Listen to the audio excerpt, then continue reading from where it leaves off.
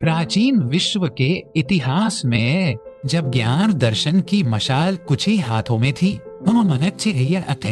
Alexandria की Hypatia नामक एक असाधारण महिला का उदय हुआ।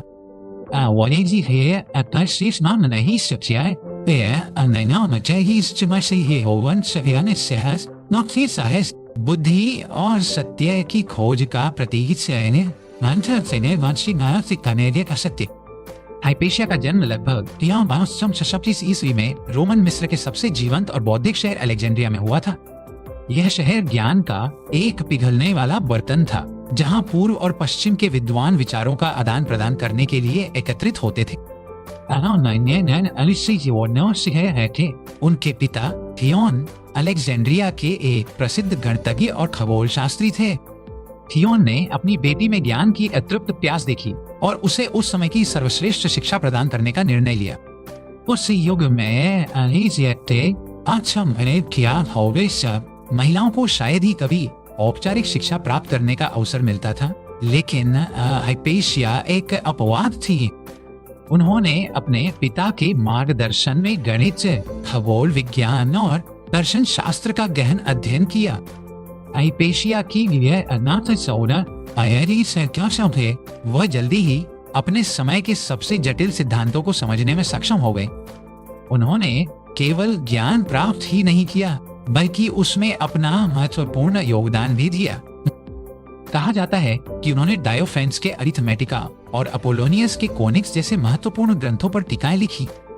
ये कार्य केवल स्पष्टीकरण नहीं थे, बल्कि उनमें उनके अपने मूल विचार और सुधार भी शामिल थे।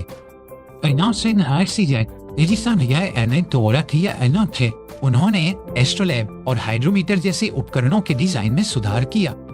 एस्ट्रोलैब सितारों की स्थिति को मापने और नेविगेशन के लिए एक आवश्यक उपकरण था। हाइड्रोमीटर का उपयोग तरल पदार्थों के घनत्व को मापने के लिए किया जाता था, जो उस समय एक महत्वपूर्ण वैज्ञानिक उपकरण था। लेकिन हाइपेशिया का प्रभाव केवल गणित और विज्ञान तक ही सीमित नहीं था। वह नव प्लेटोनिस्ट स्कूल की एक प्रमुख दार्शनिक और शिक्षिका बन गई।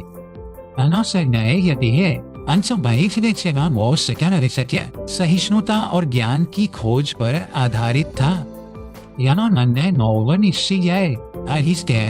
अरस्तु और अन्य महान विचारकों के दर्शन को पढ़ाया।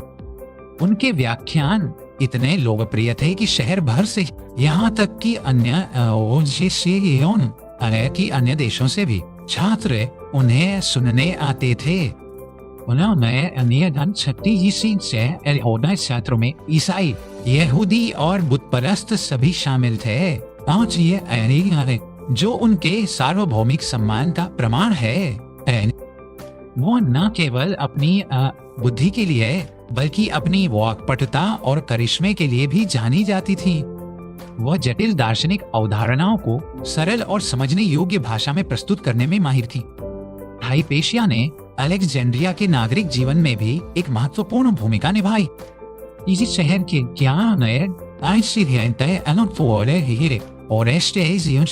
उनके करीबी दोस्त और सलाहकार थे। वह अक्सर राजनीतिक और नागरिक मामलों पर उनकी सलाह लेती थी, जो उनकी बुद्धिमत्ता और निष्पक्षता में उनके विश्वास को दर्शाता है। हाइपेशिया का प्रभाव और लोकप्रियता को हालांकि सभी को पसंद आई। अलेक्जेंड्रिया धार्मिक और राजनीतिक तनावों से भरा एक शहर था। ईसाई धर्म तेजी से फैल रहा था और पुराने बुतपरस्त विश्वासों को चुनौती दे रहा था। अलेक्जेंड्रिया के बिशप सिरिल एक शक्तिशाली और महत्वाकांक्षी व्यक्ति थे। वह शहर पर पूर्ण धार्मिक और राजनीतिक नियंत्रण चाहते थे। सिरिल और गवर्नर ओरेस्टेस के बीच सत्ता के लिए एक भयंकर संघर्ष छिड़ गया। हाइपेशिया ओरेस्टेस के साथ अपनी दोस्ती और अपने धर्मनिरपेक्ष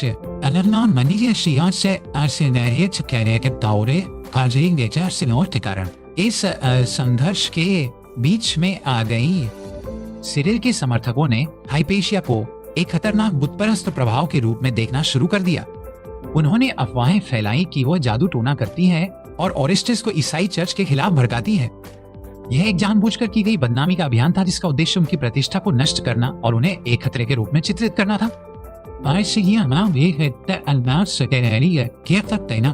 और शहर का माहौल विषाक्त होता गया।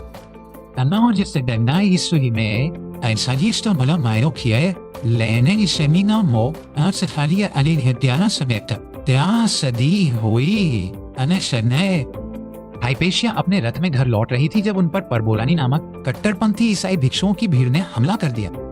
उन्होंने उसे रथ से बाहर खींच लिया और पास के एक चर्च में घसीट कर ले गए। वहां उन्होंने उसे बेरहमी से मार डाला, उसके शरीर को टाइलों के तेज टुकड़ों से शत विक्षत कर दिया।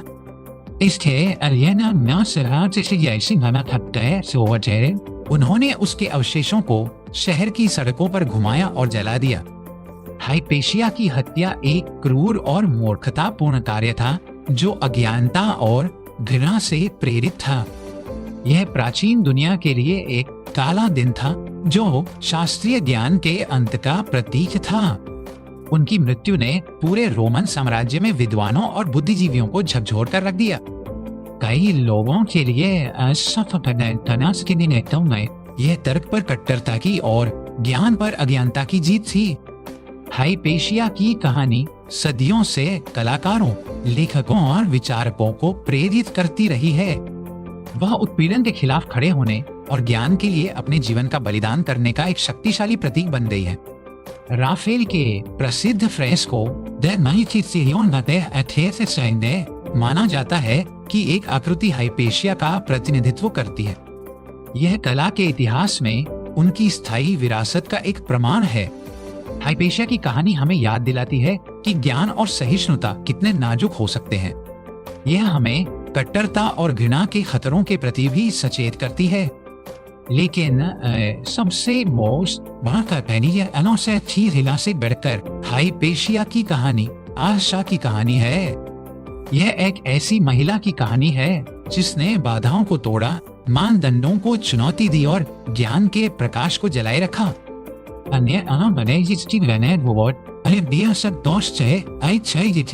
उन सभी के लिए एक प्रेरणा के रूप में जो सत्य, तर्क और ज्ञान की खोज करते हैं।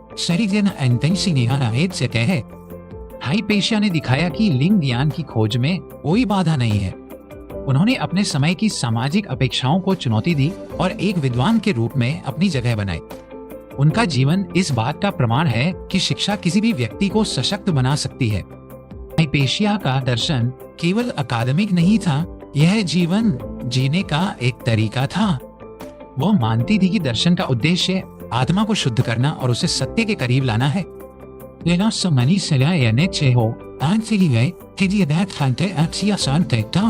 तर्क और आध्यात्मिकता परस्त्री है हमें ऐसे साधे सकता क्या न की जाए है। हाइपेशिया की मृत्यु के बाद अलेक्जेंड्रिया में बौद्धिक जीवन धीरे धीरे समाप्त हो गया। कई विद्वान शहर छोड़कर भाग गए और शास्त्रीय ज्ञान का महान युग समाप्त हो गया। लेकिन हाइपेशिया द्वारा जलाई गई लौ पूरी तरह से नहीं बुझी। उनके विचार और शिक्षाएं उनके छात्रों के माध्यम से जीवित रहीं और बाद की पीढ़ियों तक पहुंची। पुनर्जागरण के दौरान जब शास्त्रीय ज्ञान को फिर से खोजा गया तो हाइपेशिया की कहानी फिर से सामने आई।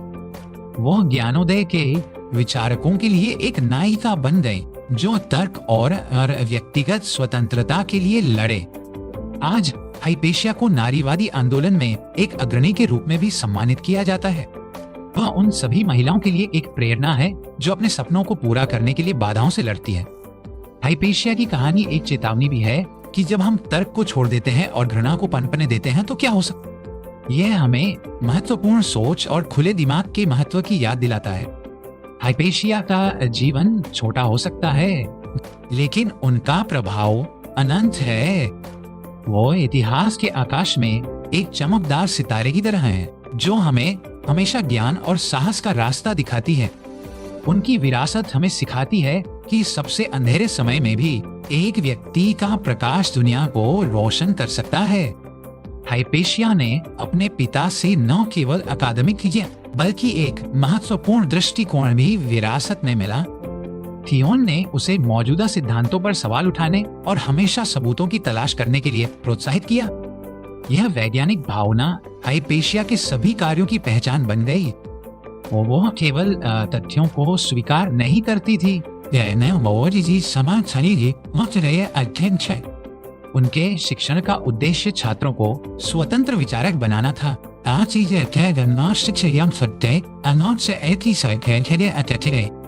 वह अक्सर अपने छात्रों को चुनौतीपूर्ण पहेलियां और समस्या देती थी ताकि उनकी तार्किक सोच विकसित हो सके। हाइपेशिया का मानना था कि ये सच्चा ज्ञान केवल किताबों से नहीं बल्कि दुनिया के अवलोकन से भी आता है। उन्होंने उन्हें प्रकृति के पैटर्न और ब्रह्मांड के नियमों का निरीक्षण करने के लिए प्रोत्साहित किया। हाइपेशिया की कक्षा एक जीवंत प्रयोगशाला थी जहां विचारों का परीक्षण और बहस होती थी। उनके सबसे प्रसिद्ध छात्रों में से एक साइरेन के साइनेसियस थे।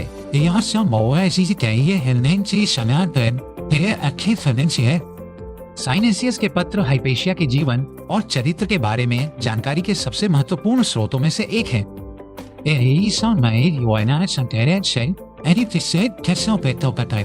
वह उनके प्रति अपनी गहरी प्रशंसा और सम्मान व्यक्त करते हैं। यह इस तथ्य का एक शक्तिशाली प्रमाण है कि हाइपेशिया धार्मिक मतभेदों से परे लोगों को एकजुट करने में सक्षम थी। हाइपेशिया का राजनीतिक प्रभाव उनकी बौद्धिक प्रतिष्ठा का एक स्वाभाविक विस्तार था। शहर के नेता उनकी निष्पक्षता और स्पष्ट सोच का सम्मान करते थे। वह अक्सर नागरिक विवादों में मध्यस्थ के रूप में कार्य करती थी, शांति और सुलह को बढ़ावा देती थी। उनकी सार्वजनिक उपस्थिति एक महिला के लिए जो उस समय असामान्य थी, उनके असाधारण कद को दर्शाती है। हालांकि यही दृश्यता अंततः उनके पतन का कारण बनी। बिशप सिरिल ने उन्हें अपनी सत्ता के लिए एक बाधा के रूप में देखा, एक प्रतिद्वंदी रानी के रूप में जिसे शतरंज की बिसात से हटाया जाना था। उनकी हत्या केवल एक भीड़ की हिंसा का कार्य नहीं थी, यह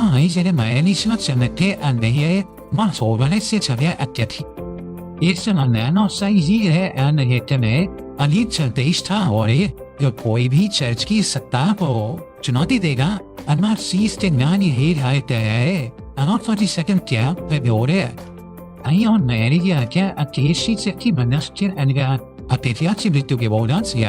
ओरेस्टिस का राजनीतिक प्रभाव समाप्त हो गया और सिरिल ने शहर पर अपना नियंत्रण मजबूत कर लिया। अलेक्जेंड्रिया का बौद्धिक केंद्र के रूप में पतन शुरू हो गया और यह फिर कभी अपनी पूर्व महिमा को प्राप्त नहीं कर सका।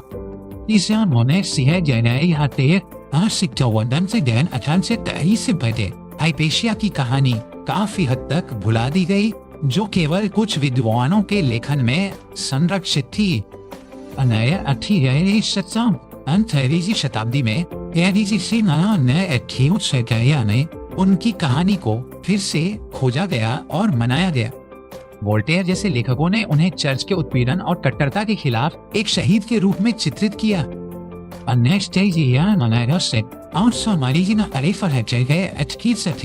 चार्ल्स किंग्सले के उपन्यास हाइपेशिया ने उनकी कहानी को एक व्यापक दर्शक वर्ग तक पहुंचाया। यह उपन्यास एक बड़ी सफलता थी और इसने हाइपेशिया को एक रोमांटिक नायिका के रूप में लोकप्रिय बनाया। हालांकि ऐतिहासिक रूप से हमेशा सटीक नहीं, इन कार्यों ने हाइपेशिया की स्मृति को जीवित रखने में मदद की। दुनिया की फिल्म अबोरा ने हाइपेशिया की कहानी को एक नई पीढ़ी के सामने लाया। फिल्म ने उनकी वैज्ञानिक उपलब्धियों और उनके समय के धार्मिक संघर्षों पर ध्यान केंद्रित किया। हाइपेशिया का कोई भी लेखन आज तक नहीं बचा है।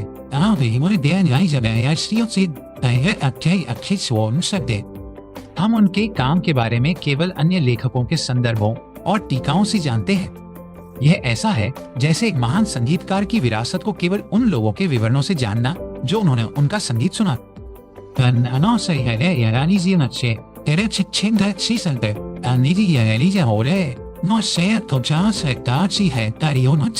वो एक शानदार दिमाग और एक साहसी आत्मा की तस्वीर पेश करता है। हाइपेशिया हमें सिखाती है कि विचारों का दमन नहीं किया जा सकता। मायनियों है अजय सुमाय छिप सकते हैं, लेकिन वे अंततः फिर से सतह पर आ जाएंगे। उनकी कहानी हमें अपने समय के हाइपेशिया को पहचानने और उनकी रक्षा करने की चुनौती देती है।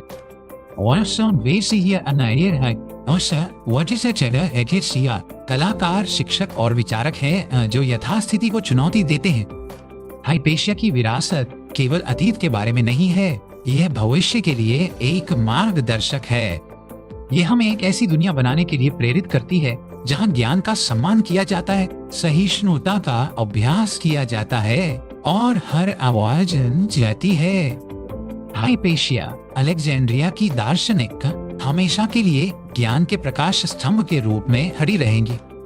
उन्होंने गणितीय सिद्धांतों को एक काव्यात्मक सुंदरता के साथ समझाया। उन्हें अनुयायी सेना समय संख्याएं ब्रह्मांड की भाषा थी जो दिव्य सद्भाव को प्रकट करती थी। वह अपने छात्रों को ब्रह्मांड में गणितीय व्यवस्था की सुंदरता देखने के लिए प्रेरित करती थी। हाइपेशिया ने कभी शादी नहीं की और न ही उनके कोई बच्चे थे। उन्होंने अपना जीवन पूरी तरह से ज्ञान के लिए समर्पित कर दिया। जब उनसे पूछा गया कि उन्होंने शादी क्यों नहीं की साइनों से, तो कहा जाता है कि उन्होंने मैंने सत्ती से शादी कर ली है। यह उनके चरित्र की स्वतंत्रता और उनके उद्देश्य की एकल दिमाग वाली खोज को दर्शाता है। उनकी पसंद ने पारंपरिक लिंग भूमिकाओं को चुनौती दी और महिलाओं के लिए नई संभावनाओं को खोला। हाइपेशिया की शारीरिक सुंदरता के बारे में भी किंवदंतियां हैं, लेकिन यह उनकी बुद्धि थी जो वास्तव में चमकती थी। उनके समकालीन उन्हें उनकी शारीरिक सुंदरता से अधिक उनके दिमाग की सुंदरता के लिए प्रशंसा करते थे। उनकी कहानी हमें याद दिलाती है कि सच्ची सुंदरता भीतर से आती है। हाइपेशिया के समय में अलेक्जेंड्रिया एक बहुसांस्कृतिक शहर था, लेकिन यह गहरे विभाजन से भी ग्रस्त था। हाइपेशिया ने इन विभाजनों को पाटने की कोशिश की, यह तर्क देते हुए कि सभी मनुष्य तर्क करने की क्षमता साझा करते हैं। वह एक सार्वभौमिक मानवता में विश्वास करती थी जो धार्मिक या जाति मतभेदों से परे थी।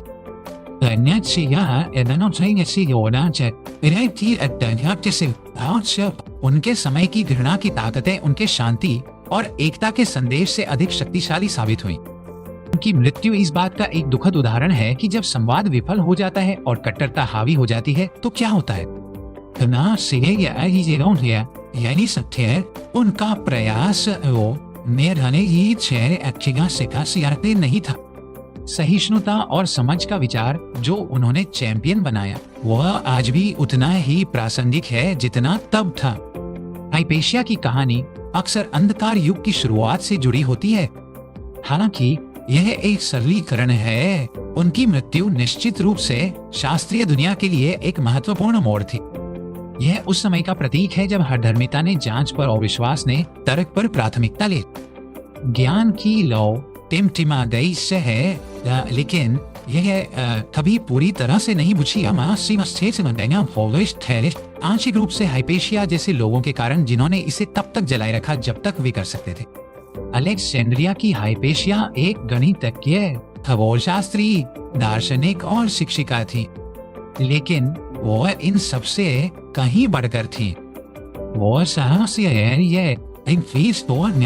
मूर्ति थी, नाम वो यानी सत्य की शहीद थी और आने वाली पीढ़ियों के लिए एक प्रेरणा थी। उनकी कहानी हमें हमेशा याद दिलाएगी कि ज्ञान सबसे कीमती खजाना है और इसकी रक्षा के लिए लड़ना हमेशा सार्थक होता है।